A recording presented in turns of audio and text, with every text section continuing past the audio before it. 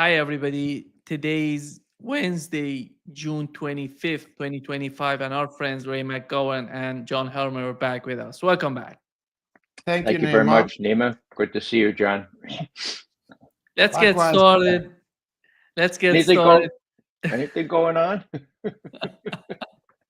I make a joke. Yeah. I want to start with what has happened between Iran and Israel. And suddenly Donald Trump came out about the ceasefire, about some idea of putting an end to the conflict between the two parties, which Donald Trump was part of those sort of conflict. He started attacking Iran, two attacks, Israeli attack on Iran and the US attacked Iran nuclear facilities. And here is the latest, what Donald Trump said about the current situation with Iran. Starting negotiations with Iran, and if so, have they received? So our people, Marco could answer this, but our people are not. I'm not. The way I look at it, they fought. The war's done, and I could get a statement that they're not going to go nuclear. We're probably going to ask for that, but they're not going to be doing it. But they're not going to be doing it anyway. They've had it. They've had it. Now, maybe someday in the future we'll want that. But I've asked Marco, do you want to draw, I just asked him the question as we were walking on the stage, do you want to draw up a little agreement for them to sign? Because I think we can get them to sign it.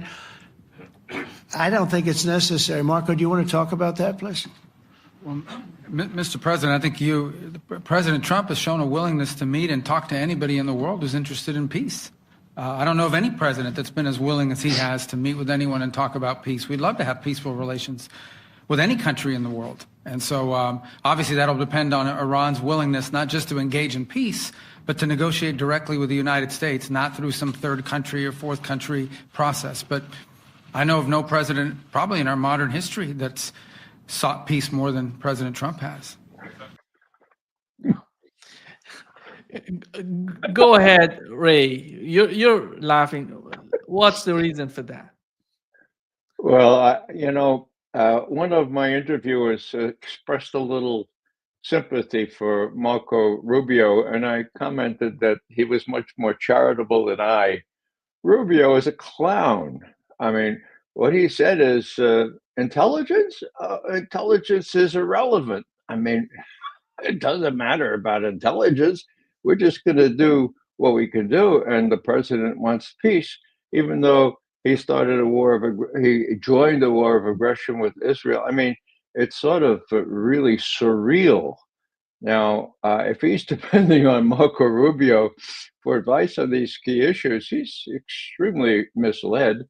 The more so since, they can say preemptively that intelligence is irrelevant, and then say, oh, now the intelligence says that we didn't really have a obliteration thing on those nuclear sites, but that doesn't matter because intelligence is irrelevant. I mean, you could see a lot from a picture. I think there used to be an expression, a picture is worth 1,000 words. Well, it seems delusional, and I hope we talk about NATO a little bit later, because that too is delusional, and it's more theater. And meanwhile, the reality is Iran has won in that sector of interest. Russia has won in Ukraine, and all this theater trying to put lipstick on these two pigs is going to be, in the end, very embarrassing to Trump if indeed he has the capacity to be embarrassed. John, go ahead. Well, I accept the characterization that Ray's just given of Marco Rubio as a clown. But let's remember that clowns perform their function in a circus after the elephants. And the elephants in this particular circus are serious. So let's go back to what the elephants are. We have here, as we've described it before, a sequencing of US-led empire wars. Okay? And we can come back to the way in which the present Iran-Israel war, or US-Israel versus Iran war affects Russian calculations for the ending of the Ukraine war. But let me just go back to something that that Trump himself said, and it's indicative. It's a combination of clown and elephant, if you like. He's just said, reflecting his own ambition for Nobel Peace Prize, being president of the world, being Pope, and so forth, that he's had just solved the India-Pakistan war. He's in the process of solving the Kosovo war, which means complete the destruction of Serbia. He said he's next week going to solve Central African wars involving Congo. He said he's going to be solving the Russia-Ukraine war because he'll be talking again to President Putin, whom he described as misguided. He's talked to President Zelensky, Mr. Zelensky, who he described as very nice. You've got essentially an individual who thinks he runs the world. And in certain respects, he does. Certainly in front of the NATO Secretary General Rutte, who couldn't have licked President Trump's boots more brilliantly. But that's what a NATO Secretary General's for, and that's what a Prime Minister of the Netherlands is always for, licking the empire's boots. But we have a very serious set of wars to continue. What we can come back to the lessons that Russia has to learn from what's just transpired, both the victories and the tactical defeats, the level of military intervention the US is prepared to make. All of these are lessons from the Russian point of view of how to fight the long-term war against the US-led empire, the Trump-led empire, the elephants, not the clowns, the elephants on the southern front in Iran. One could say at the very least, Iran has preserved itself from a significant decapitation attack and from the beginning of an attempt to partition Iran. That's failed. On the other hand, the war from the Russian point of view in the West is not only a war on the Ukrainian battlefield, which the Russians are winning, but the Russian side was looking to Trump to see what degree of peace settlement, more than ceasefire, peace settlement, Trump will come to at NATO, and there's no sign whatever of that. That has strategic, tactical, and operational consequences we can now talk about for Russia on the Ukrainian battlefield. But then Trump has gotten the so-called 5% GDP increase from NATO, which means escalation of the war against Russia, escalation of the war against Russia on the northern front, going from Poland all the way up to Finland and Greenland. And then we've got escalation of war in the east against China and so forth. So it's premature to say we're looking at Iranian victory, Russian victory. Russian victory is far more assured. Iranian victory requires a considerable effort to repair the damage and to understand what the next steps are of the Israeli-US attack, reflecting the empire's intent to remake the entire world against its enemies. Ray, when it comes to the case of Iran, Donald Trump, with the American attack on Iranian nuclear facilities, Donald Trump believes that they have obliterated the nuclear facilities in Iran, and Iran has no capability to come back and to rebuild its facilities. Here is what he said at NATO. News, seeing that? Oh, yeah, here we go. Wait till you hear this question. You should really say how great our soldiers and our warriors are. I think everyone appreciates our soldiers and our warriors. I do have two questions for you, Mr. President. You just cited Israeli intelligence on these attacks. Earlier, you said U.S. intelligence was inconclusive. Are you relying on Israeli intelligence for your assessment of the impact of the strikes? No, this is also Iran made the statement. And it's also, if you read the document that was given, that Pete can talk about if you'd like, the document said it could be very severe damage, but they didn't take that. They said it could be limited or it could be very severe. They really didn't know, other than to say it could be limited or it could be very, very severe. And you didn't choose to put that because it was very early after. Since then, we've collected additional intelligence. We've also spoken to people who have seen the site, and the site is obliterated. And we think everything nuclear is down there. They didn't take it out.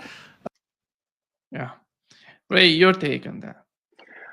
Well, let's go back to the root word for obliterate. It comes from the Latin, literare. It has nothing to do with literature. It has to do with wiping out, erasing. Okay? Literare, op, adding emphasis. Now, that was never true.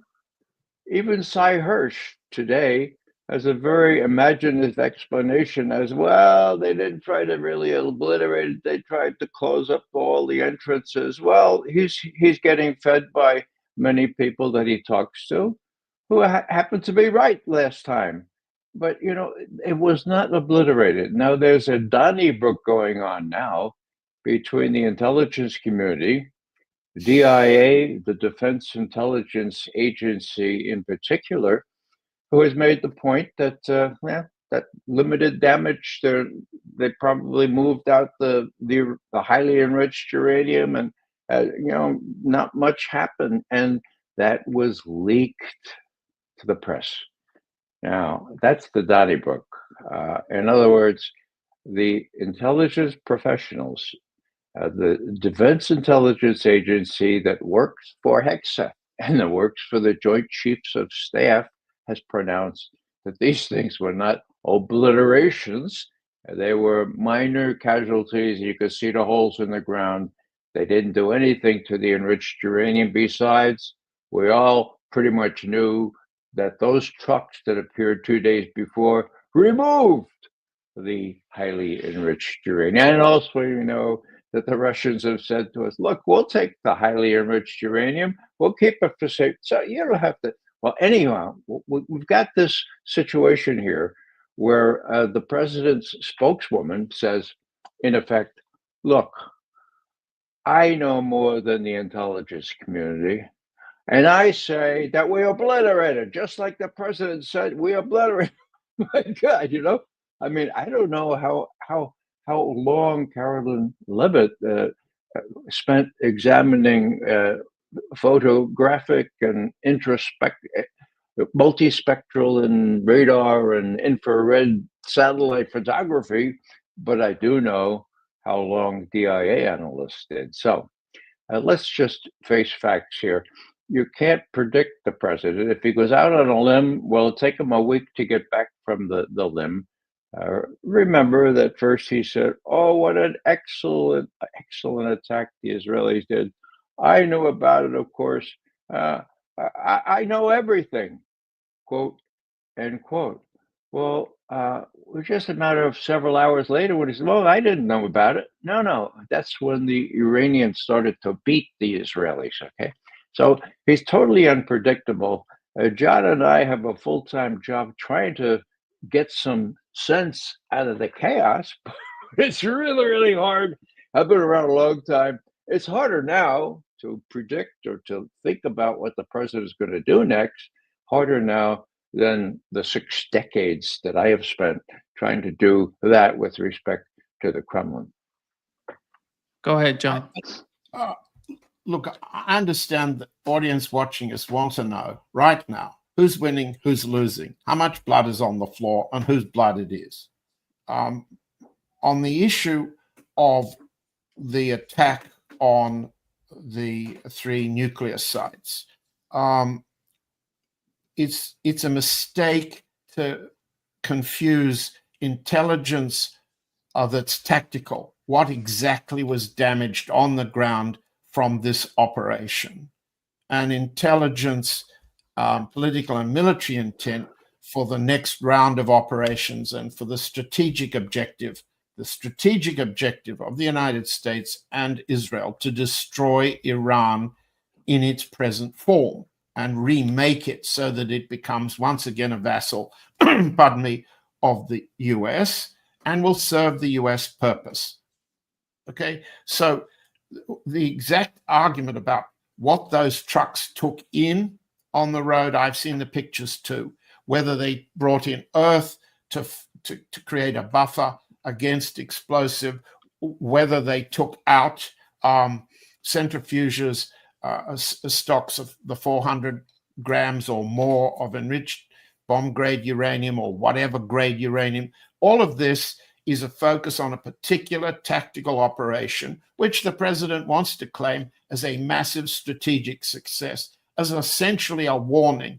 If you, the rest of the world, want to oppose, that's Russia, China, the BRICS states, if you want to oppose me, this is the kind of this is the tactical way we'll deal with it. Power works, force works. So either you talk with me or I will use force. And against that, there has to be a strategic response and a slightly broader look. The focus exactly on what happened over Fordow, over Isfahan, over Natanz, helps the Israeli narrative. It helps the Israeli narrative to suggest that not everything was destroyed. That's the Israeli-American narrative that Iran, the war has to continue, Iran has to be remade. It also is a diversion that suits both Trump and the Israelis in failing to identify how much damage and what kind of damage Iran showed it's capable of inflicting on Israel. If we are so brilliant in our intelligence assessments of measuring holes in a mountainside in Iran, how come we can't tell how many lights went out at Ashkelon? How effectively Iran has demonstrated that the strategic vulnerability, not tactical, strategic vulnerability of that little state, which depends on a few gas platforms at sea, which Iran has not attacked yet, on a few electricity generating plants, at least two of which have been attacked, on Haifa, Ashkelon as ports on which it's entirely dependent. We haven't seen anything like the analysis of how much strategic damage has been shown that Iran is capable of in the next round. So what we have is a ceasefire with an argument over how brilliant the tactical operation was and a total diversion from the strategic objective in which Israel is protected. The damage on Israel is protected. And so we get to the broader question of how badly did Israel and the United States need this ceasefire to resupply and rearm? That's one question. So the audience that wants to see blood on the floor and who's winning, who's losing, is a bit of a premature ejaculation on the audience part. What we've got to do here is understand who needed the ceasefire most, who's got escalation control in the next stage, and we move back to the other battlefields as well. So we've got to consider all of those questions, and those are questions for which neither President Trump nor Secretary of Defense Hegseth nor Secretary of State Rubio have got answers. And in fact, the journalists don't ask those sorts of questions. Why?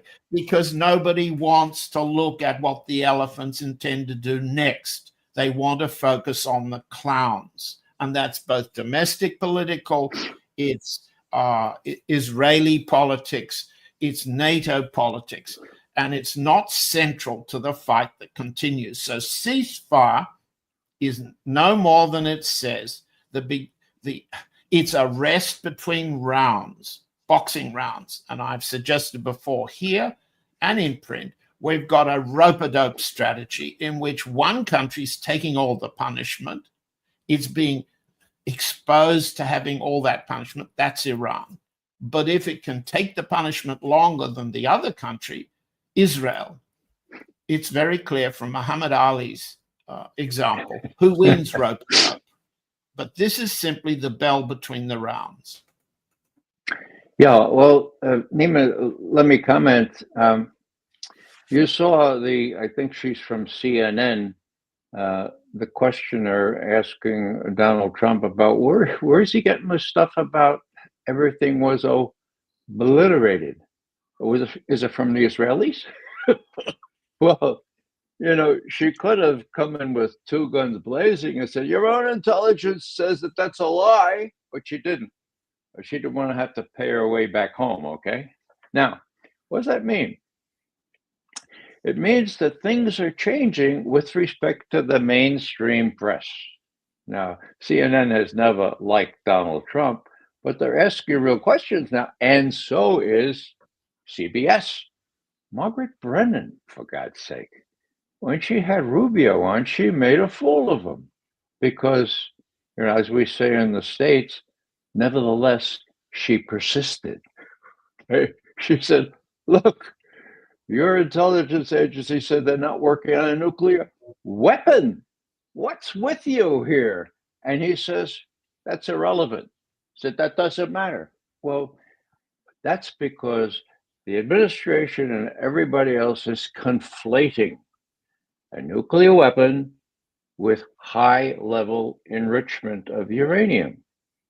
They need to be separated because in some sense, it matters much less about the highly enriched uranium than whether Iran is working on a nuclear weapon. Now, there's a real question now as to whether the Iranians will do that.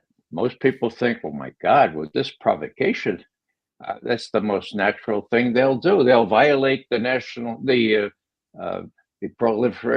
proliferation treaty, and it'll be just bedlam. Well, I don't know.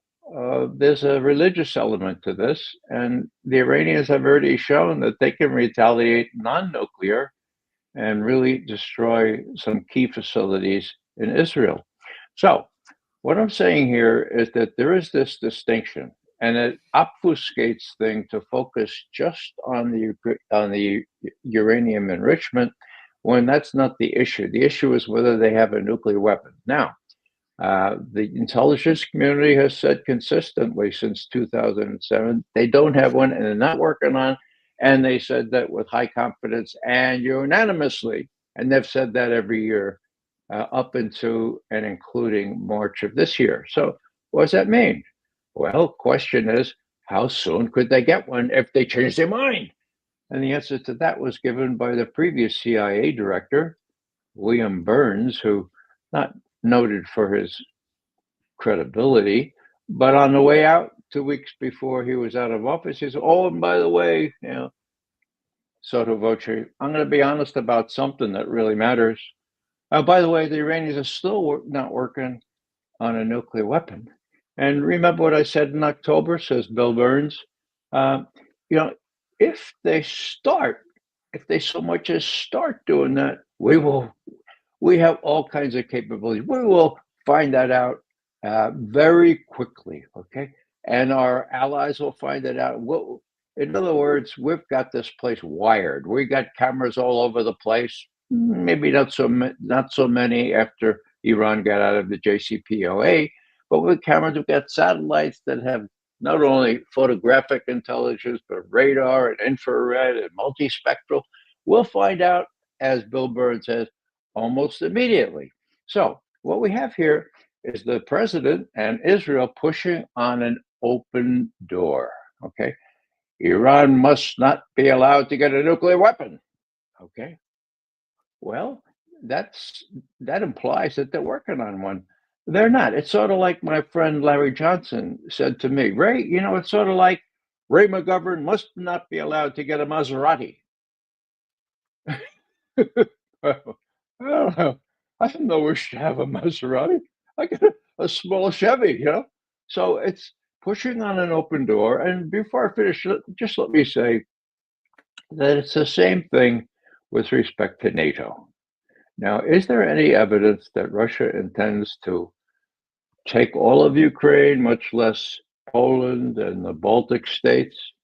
There is zero. There is not a scintilla of evidence that Putin wants that. And yet you have people like Rutte saying they must not be allowed to invade Europe. And besides, we're going to build all our weapons, right? And the Russians are going to do this. And no, they won't do it till 2 or 3. They could do it now, but it looks like they're going to wait 2 or 3 years. So, give me a break. It's an open door. All they have to realize is that Russia feels threatened by NATO and Ukraine and by what Israel is doing in Iran. And this overweening desire to do a decent relationship with Trump, that's been grossly weakened, in my view, by what Trump did in joining Israel in a war of aggression, this time against Iran, like George Bush against Iraq.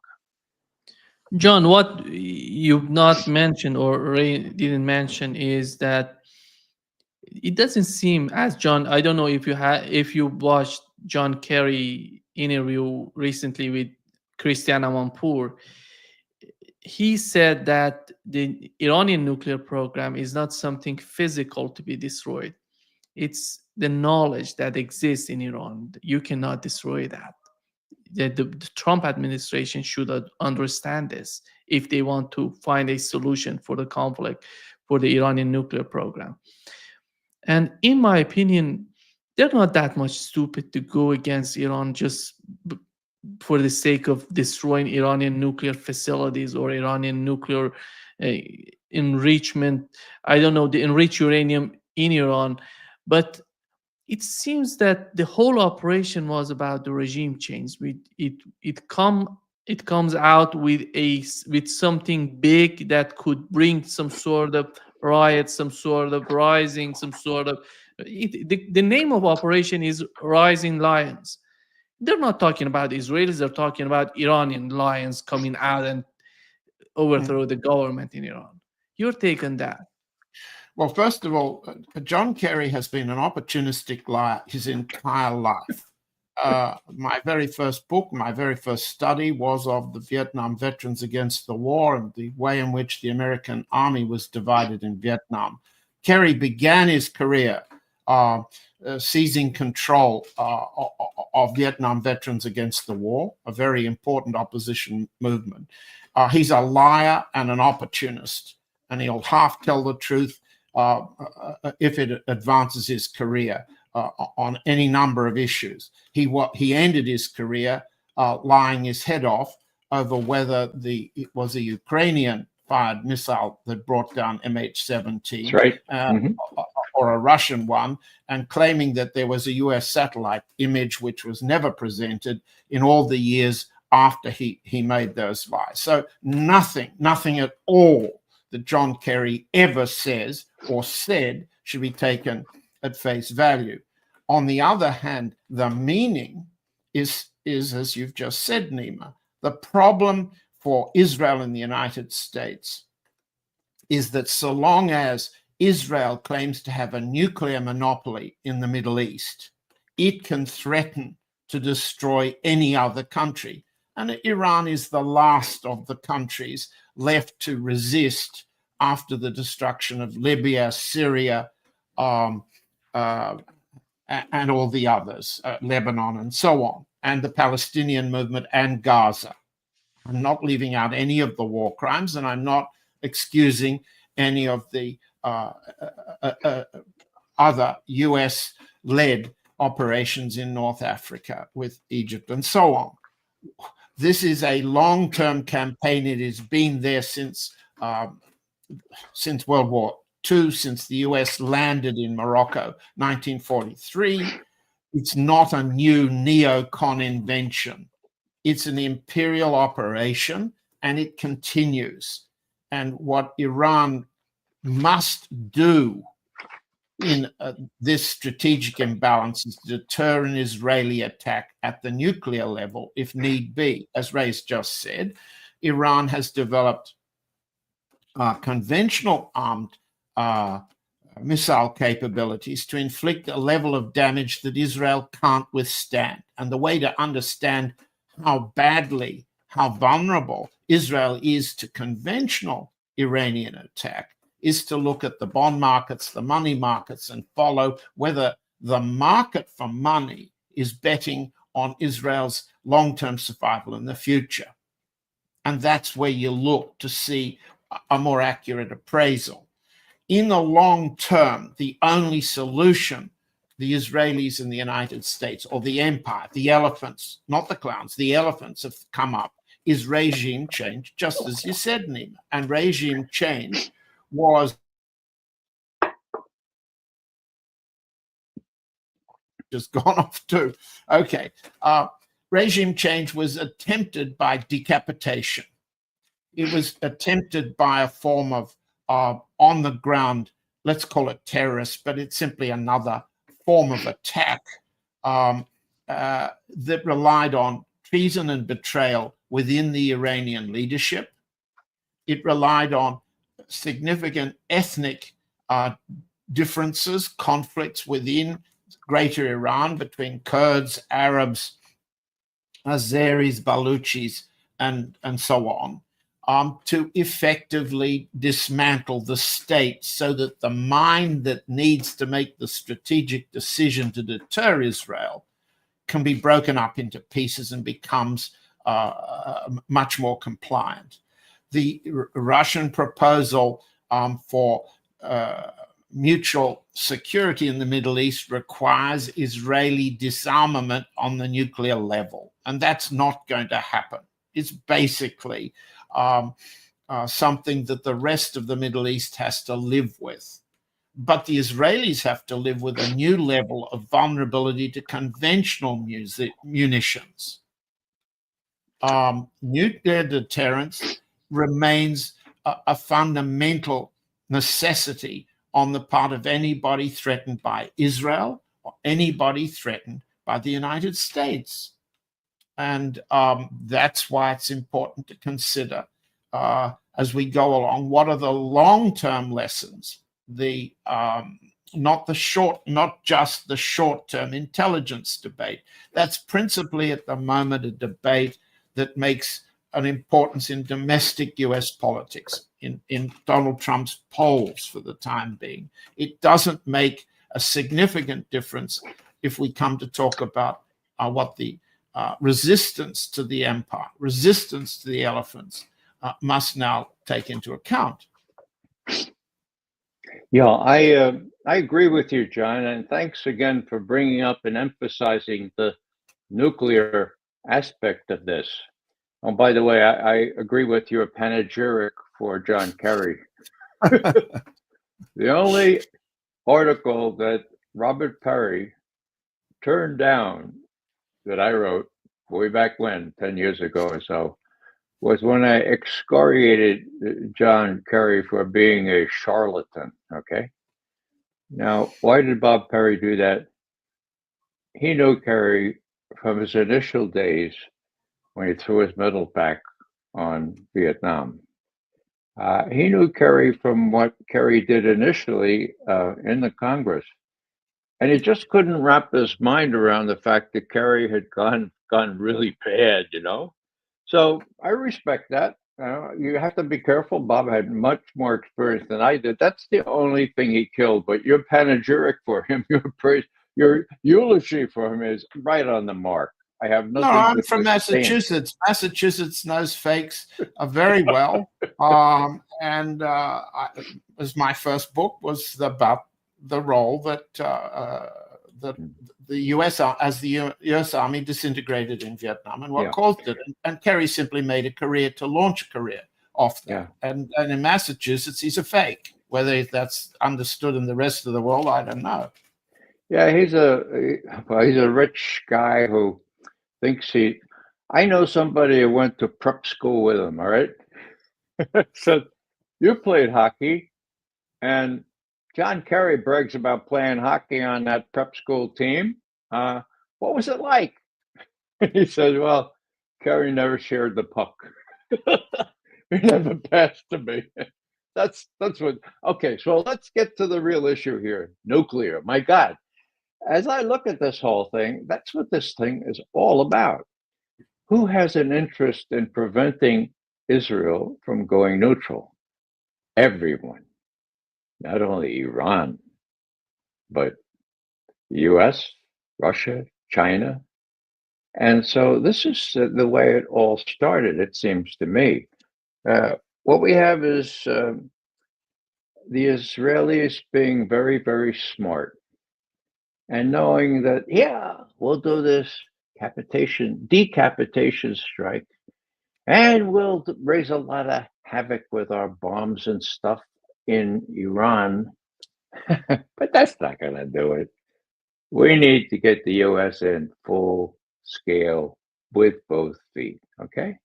Now, if we do a really neat job in decapitating all those Ukrainians, all those Iranians, all 8 of them, and whatever it was, and then killing their scientists, there'll be no way that the Iranians won't act like we Israelis do, and they'll strike out at U.S. bases in the area. When that happens, the U.S. will be forced to join the fray. Okay. Now, the Iranians didn't. Well, they arranged with Qatar and the U.S. Well, could we just hit Al-Adid base there in Qatar? You could shoot them down. There'll be old missiles. That's the reaction. In other words, the Iranians are just a tad smarter than the Israelis. So what does that mean? Whoa, that means that Iran is winning and has the capacity with all these hypersonic missiles, a plethora of them, to put a big dent in Israel for the first time in Israel's history. That's why we have the ceasefire. Now, what is Israel going to do? We have a head of Israel who's a war criminal. Let's face it, he's an instigator of genocide, first one really in my lifetime since Hitler. Upwards of 100,000 Palestinians have already been killed. So, if he can do that, what else could he do? Well, I think everybody needs to be worried that if too many hypersonic missiles hit Israel, and Haifa is put out of commission completely, and Israel has no oil or anything and the Turks all of a sudden show some guts, and some of the other people in the area. Well, the question is, will Netanyahu use a nuclear weapon? My God. Part of this, of course, has to do with his internal political situation, about which I'm not an expert, but I know that just a couple of days before he hit out against Iran, he almost lost power. His government also almost was subjected to a no confidence motion. What would that mean? That would mean he and his wife would go into that bridal suite in that prison in Tel Aviv because he's guilty as hell on all these charges. So there's a personal element here. Do I think a person, a human being, would risk the world or risk a nuclear exchange to stay out of jail? No, I don't think a normal person would, but I think Netanyahu might. And that's why I think Trump said, oh my God, we better tamp this thing down. Israel has taken it on the chin. Let's have a ceasefire. That ceasefire is not going to last very long, it seems to me. And if it does, well, it will betoken not obliteration of Iran, but rather a recognition that, Iran has this card in the hold, but nobody wants Netanyahu to use it. John, do you have something to add for the case of Iran? I think, no, Ray said it as well as I could and better. I think we've got to focus on the bigger strategic lessons, not look at the tactics. It seems something happened with the connection of John. You crossed me off again. That's all right. We've got to get out of the darkness that surrounds our pictures here and look at the bigger picture. And the bigger picture is what are the lessons to be learned from the losses Iran has suffered, and let's not minimize those. Let's look at the lessons for the losses Israel has suffered. Let's not minimize those. Let's not fall into Trump's trap of arguing and on his terms who's come out of this politically ahead. That's what he wants. Those are his terms. This is his battlefield. Let's move on to what it means for example, Trump's ability to achieve any enduring settlement that gets past the next opinion poll or the next election. Can he achieve, does he have any interest in achieving anything more than a PR ceasefire in the Ukraine? Does he have any interest in reducing the level of escalation that he wants to retain control of from Poland all the way up to Greenland? Does he want to reduce escalation of his military capacities against China? Does he think that an operation, uncontested operation over Iran, against Iran, bodes well for an attack on China? I don't think he does. I mean, this is the demonstration effect here is for Trump's political base. It's not. It has no influence whatever in military terms between China and Taiwan and so forth. What Russia, for example, President Putin was looking to at Trump's behavior in the Netherlands was not what a great breakfast he had with the king and queen of that country, but rather whether, and that's what he tweets about. He got up this morning and said, I've just had a great breakfast with the beautiful and significant king and queen of the Netherlands. And to match that, the little prime minister of England, better say Great Britain or perhaps the United Kingdom, has speeded up his invitation so that Trump will go to the palace and meet the king of the UK, King Charles. They've speeded up the scheduling of his palatial visit to the UK. What's all this mean? They're feeding Trump's vanity, but feeding Trump's vanity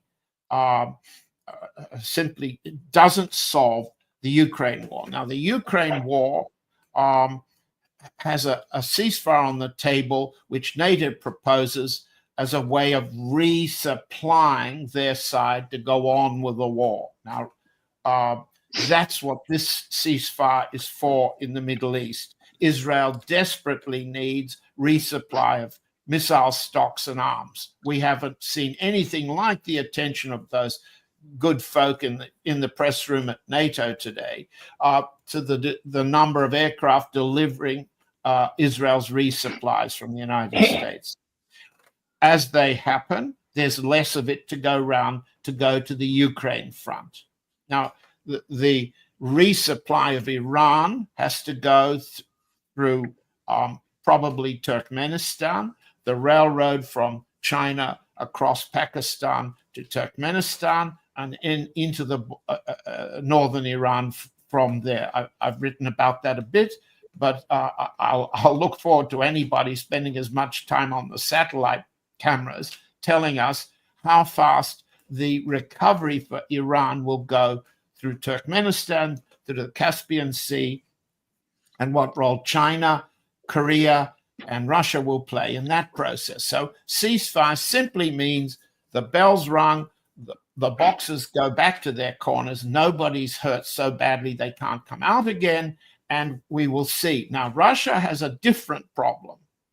Russia's problem is that there's a negotiation with Istanbul for what Russia has called 33 terms. The first and most important element, Trump did not just agree to. That means he rejected it. What's that?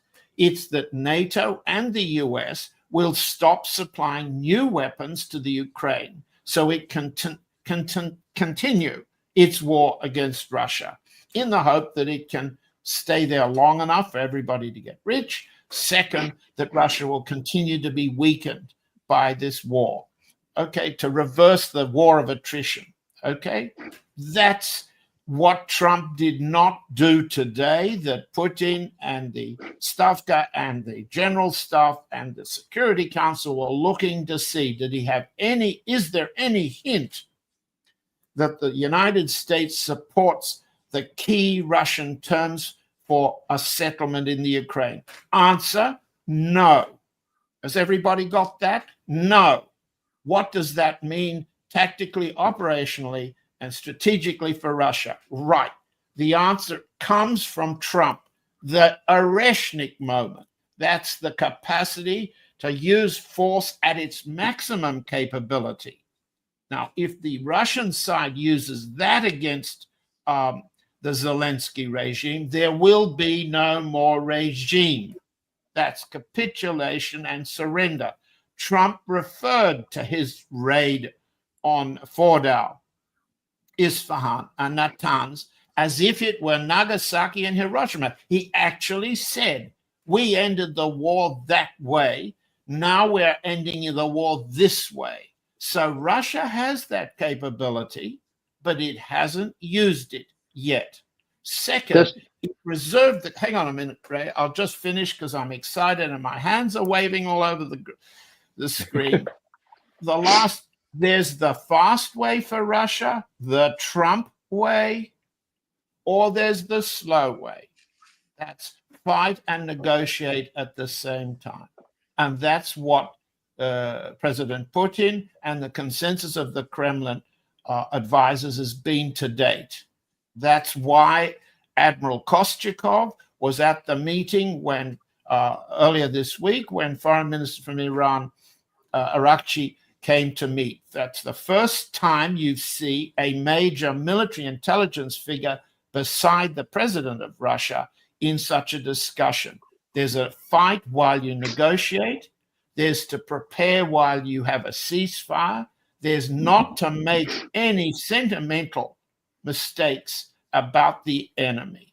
Now, thus, the lesson to be learned from this current episode with Iran, from a Russian point of view, is there's a slow way to win. That's advance westward slowly, tactically, or there's a fast way, decapitation, big raid.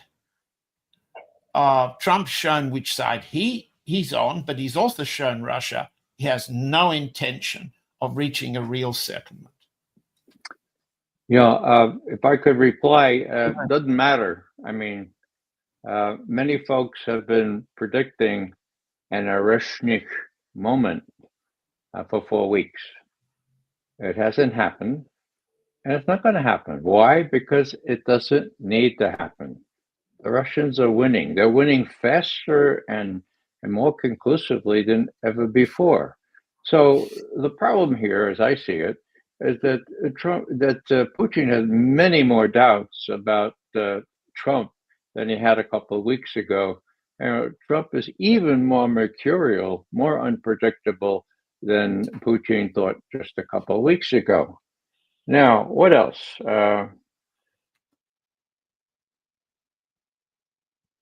The name of the game is this. Putin doesn't need to show that he's not going to take over the rest of Western Europe, okay? He has already shown that. Let me just say one more time. When Biden said, oh, Putin won't stop in Ukraine, you'll go to Poland and the Baltic states, well, that was rubbish. That was bollocks, okay? He did stop. He stopped in Ukraine. And if they had not annulled that agreement that they worked out with Zelensky's best friend, a fellow named David Arhamia, in March and April of 2002, mind you, 6 weeks after the damn thing started, if the West hadn't come in and annulled that. 2022, you mean? 22, I'm sorry, 2022. Thanks, Nima. Then it would be complete the situation, but they annulled it. Now, is it easy to prove that the West won't stop in Ukraine? In my view, it is. We have the Ukrainian negotiator telling the Kiev Times or whatever, yeah, I had this thing initialed and we're all set to go. And Boris Johnson came in on behalf of the U.S. So this is a charade. It's a fake. It's a, what do you call it? When you put a fish over, it's a red herring, okay, to disguise the scent. So what does this mean? Well, this means that Trump has finally decided to diss Ukraine. Now, one sign was, we have this expression, robbing Peter to pay Paul. Well, he robbed Peter Zelensky to pay Paul Netanyahu by giving these fantastic Patriot missiles to Netanyahu, which were blown up very, very easily by Iranian hypersonic missiles. And what else? Well, I read the NATO communique very carefully, but just 15 minutes ago. And it seems to me there's nothing there about Ukraine joining NATO. Correct me if I'm wrong, but my God, that was the whole deal, 2008 right till now. The last communique said this decision is irreversible, if that's the right, yeah, that's right. Tony Blinken, irreversible. And actually, Rutte said the same thing in so many words. Well, why is there nothing in the final communique about Ukraine joining NATO? Because the game is over. Trump has abandoned, he'll talk to him and say, he's a nice fellow, very pleasant. But he's abandoned this, and it's not a bad idea that he did that. But it's going to take the coalition of what I call the coalition of the brain dead, Merz, Macron, Starmer. It's going to take them many more months to figure out, well, we can build up all these weapons. We can give them to Ukraine. It's going to take a couple of years. But can we prove that the Russians are going to invade us and that they'll be polite enough to wait for 2 or 3 years? I don't think so. I think even the media in these countries will say, this is crazy. The more so, since you're depriving poor people of the kinds of benefits that the EU and Western Europe used to be so famous for. So I think Ukraine has been abandoned. I think there'll be nice words said, but there'll be no more military aid from the United States other than what was already settled by the Biden government. And that's very clear now. The only thing unclear is how long it's going to take the European brain dead to realize that the jig is up and that they really have to kind of make some sort of compromises here, lest they waste their natural wealth on a fool's errand. Last thing here, the question about Article 5. Whoa. Well, what did Trump say about that? Well, on his way in the plane, he was asked, I jotted it down if I could find it. And he said, well, that's not, well, here it is. He said it's a matter of definition. Right. Definition. Right. And it is, of course, because it requires the approval of the nation state parliaments. And so then he goes and he says, okay, well, I'll bend with the prevailing winds here, not to make a stir like I did at the G7. Yeah, right. But, it depends on the conditions. So any West European or East European nation that thinks that Article 5 still exists and is still in as much force as it traditionally was is out of their mind. I won't use the F word that Trump used, but they're out of their mind, And so the whole thing is in flux. Trump has put it in flux. Not a bad idea, actually, because NATO should have been abolished when the Warsaw Pact was and when the Soviet Union fell apart. Yeah. John, I think Ray John? can be right on his position that Donald Trump is considering leaving Ukraine, because he was asked by BBC reporter, she's Ukrainian and her husband lives in Ukraine, about the Patriot system, sending Patriot system to Ukraine as Russia is intensifying the attacks. He said that if we get something from the military industrial complex, we're going to send it to Israel. He Yeah. literally said that the priority for Donald Trump is not Ukraine. Well, that's a priority, sure. In a sequencing of war, he's got a priority. He will intervene for Israel as a first priority. His second priority is to preserve Ukraine to continue to fight, but the Europeans will supply, principally Merz, the Poles, and so on. I don't agree with Ray. We've had this discussion before. These are not brain dead people.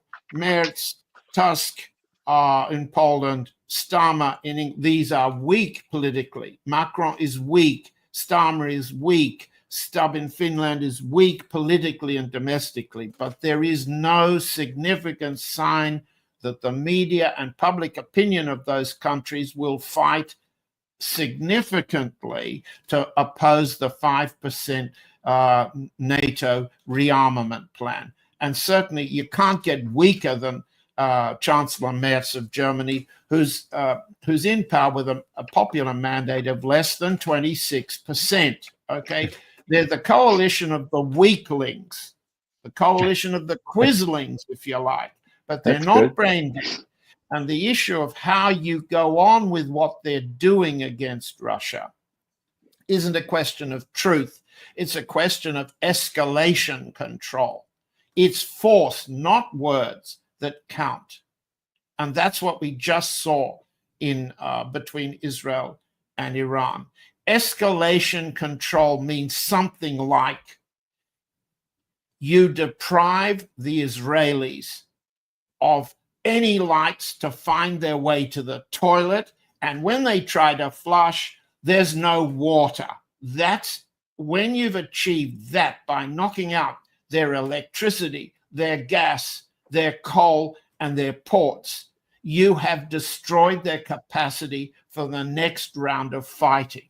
Now, we've discussed for a long time now that Russia has restrained itself from knocking out the lights and preventing the Ukrainian leadership going to the toilet and discovering they can't flush anymore. That's escalation control, and it's not been used, the electric war campaign, against the Ukraine as it could have been. You don't need, as Ray said, an Oreshnik missile to knock that out. Instead, what President Putin offered in the February telephone call with President Trump was a suspension of the electric war campaign and a suspension of attacks on Ukrainian energy infrastructure that basically supports the country to continue. Instead, the Russian advance is primarily aimed at destroying the military capability to continue. It's not yet focused on destroying escalation control. And everything Trump stands for, Rutte imitates, that NATO has agreed to, is we, NATO, the European allies and our pals in the Far East and in Asia, will maintain escalation control over escalation dominance over our enemies. And our enemy list hasn't changed as a result of the meetings in the Netherlands. So Russia has to reassert, as does China, its capacity to demonstrate this. On the Ukrainian battlefield, we'll see. In Iran, we'll see who supplies and resupplies, because we have no significant intelligence of how far depleted the Iranian side is. I've seen all sorts of numbers thrown around, just like we've seen all sorts of numbers thrown around by what the missile refiring capacity and resupply need would be on the Israeli side. That's operational, and that's what the, quote, ceasefire is for. But who's got escalation control now? The Israelis think they've got it temporarily. Yeah. Trump says he's got it strategically. We've obliterated them. That's what he thinks. On the Ukraine battlefield, there's no sign that any of the participants in today's meeting, including the King and Queen of the Netherlands, think that Trump hasn't got escalation control. Everything they did was kowtow to that. Now, Russia's got a task, a strategic task, to demonstrate that that's not the way forward. Yeah, John, may I just ask? I read the communique, much briefer than traditional NATO communiques, very, very hurriedly. Did it or did it not say that the progress of Ukraine into NATO was irreversible, like the last communique said? I can't answer that, Ray. I haven't got to that. I haven't read the Okay. communique. Well, my reading is that it did not say that, and that is big. As you know, an old Kremlinologist like me, not quite as old as me, all right, but we look at what the rhetoric doesn't say as much as what the rhetoric does say. It seems to me a done deal that Trump has washed his hands of Ukraine, and that's why you see no more commitment for Ukraine getting into NATO. He's pretty much said that in the past. As a matter of fact, he had the gall to say, you know, I can understand why Putin doesn't want to arm to the teeth Ukraine right on his doorstep, a bulwark for NATO. I can understand, I could have said. So Article 5 doesn't mean anything anymore. And what else was I going to say? Well, yeah, here it is. You mentioned enemy list, Putin's enemy list. Guess what? Now, you're probably aware of this, but maybe other people aren't. For 6 decades, which is as long as I've been watching top Soviet and Russian leaders, the Glavny Vrak, the main enemy, has been, you know who, the United States of America, since the Russian Revolution, for God's sake. Guess what happened last month? The Glavny Vrak, the United States of America, lost its place on that list to Germany. And it wasn't just a sort of marginal thing. Germany is tops on very, very respectable Russian polls as the Glavny Vrak, the main enemy of Russia right now. Now, the Russians have this thing about the Germans, right? For pretty big cause. They also know that Scholz, the previous chancellor, agreed with Blinken and Biden to the degree was compass mentis that they would put medium-range ballistic missiles in Germany next year. Now, that's something that the Russians can play with. Handouts. Don't you remember what was that was like before the intermediate range nuclear missile treaty was concluded? You want to be a target so that we can hit you in Germany and not even worry about the retaliation from the United States? Well, if you want to do that, go ahead. So there's lots of evidence that the Russians can play various cards. NATO is falling apart as we speak.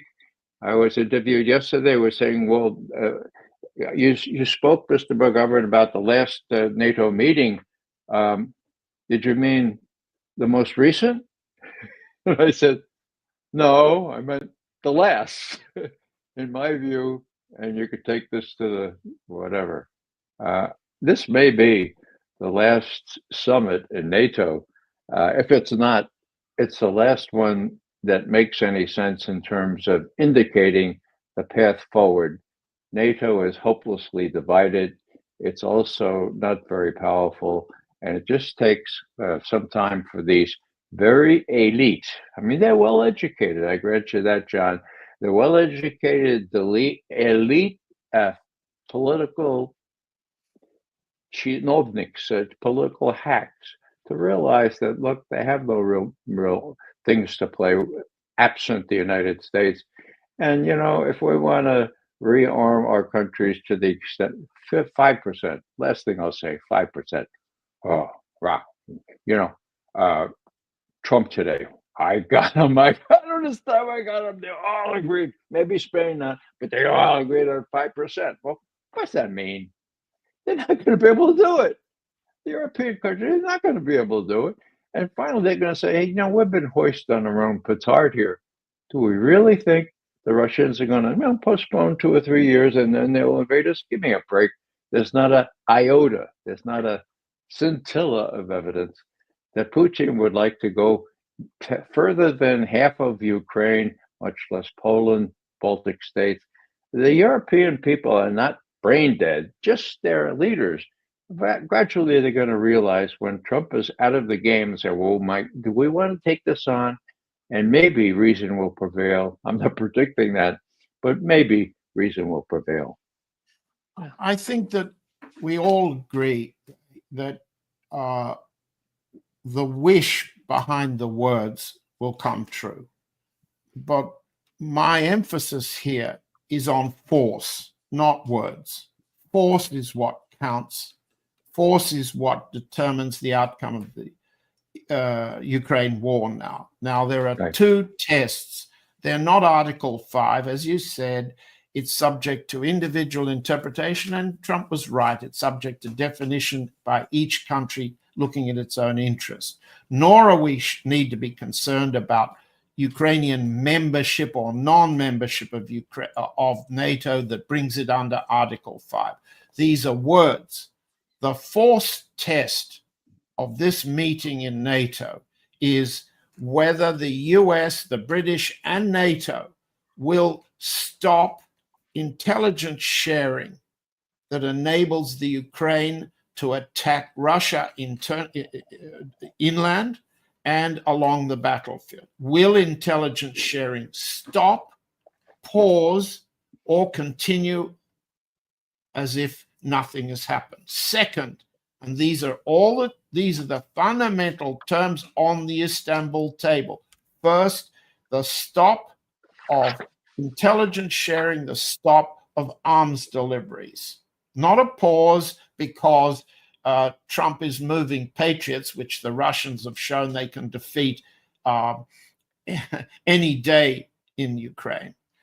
Will arms deliveries to the Ukraine stop so that a ceasefire will not be a resupply moment, the bell between the rounds?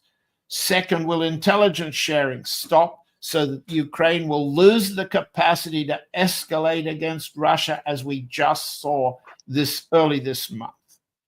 Third, the elections, the regime change in Ukraine is on the table and is clear. Zelensky's got to go. The peaceful way of doing it is by Trump saying time for elections. Ceasefire with that level of no supply. War ends, but is paused and resupplied. There must be elections in the Ukraine. There must be regime change in Kiev. Those have been the very clear, simple tests Russia put on the table. There's no sign that anyone in NATO, including Trump, is ready to agree. If there's no agreement, force and escalation dominance on the part of the Russian side has 2 options. The Oreshnik one, big, fast, obliterate, or slow advance to the West. And let me finish by something that Stephen Witkoff just said about the US operation over the nuclear sites in Iran. He said, the proof is in the pudding. We hit them, they stopped. Well, let's just apply the proof and the pudding, the clowns and the elephants, to the Ukraine test, the Istanbul negotiations, next round. The proof of the pudding will be if the Ukraine loses the capacity to escalate against Russia. That's the proof of the pudding. Half the pudding. The other half of the pudding, the indigestible bit, is Zelensky. If he doesn't go by election, there's another way. And that's what the Israelis showed, what all of Israel's allies, including the United States, heartily endorsed. The other way is decapitation. Russia has had that capacity for 3 years. It didn't use it. But they don't have to, John. You know, this is, in my view, a false choice. They can use Oreshniks, or they can do what they've been so artfully doing in attriting some more Ukrainian forces.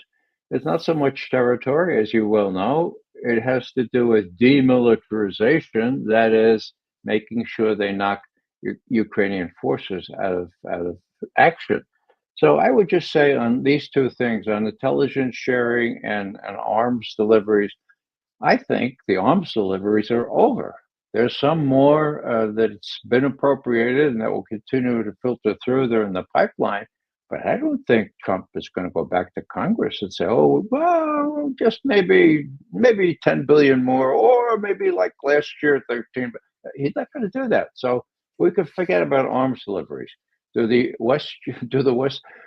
Europeans have the ability to make up? They don't. Okay, so that's clear. Okay. The other thing is intelligence sharing. You know, Trump can easily say to Vladimir Putin, Mr. President, we have agreed we're not going to share any more intelligence with the Ukrainians. And what will happen, as Putin damn well knows, the United Kingdom will do that job. They've been doing it all along. And Trump can claim not to know about that, but Putin's no fool. He'll know about that. So if it continues, he has the United Kingdom to blame, as he's blamed the British for lots of stuff explicitly right now. Last thing I'll say is there is one proper use of the word, I wrote it down here, irreversible. Now, the entry of Ukraine into NATO is not irreversible. The Russian offensive in Ukraine is irreversible. It's just a matter of time. And the shadow boxing and the theater that these brain dead Europeans are doing is just that. It's theater. And so whether or not Putin will agree to go back to Istanbul, I don't know. I mean, he said 2 months ago that he trusted Trump and that he thought Trump was sincere. That's a big question, even though the U.S. is not the glavny vrak anymore, how can he go and talk to the United States anytime soon after criticizing the United States, properly so, for joining a war of aggression, a preemptive war that, unfortunately for the West, didn't work. Yeah, I think we're running out of time here. I have another talk I have to join. Thank you so much, Ray and John, for being with us today. Great pleasure, as always. Thank you, Nima and John. Good to be with you. Me too.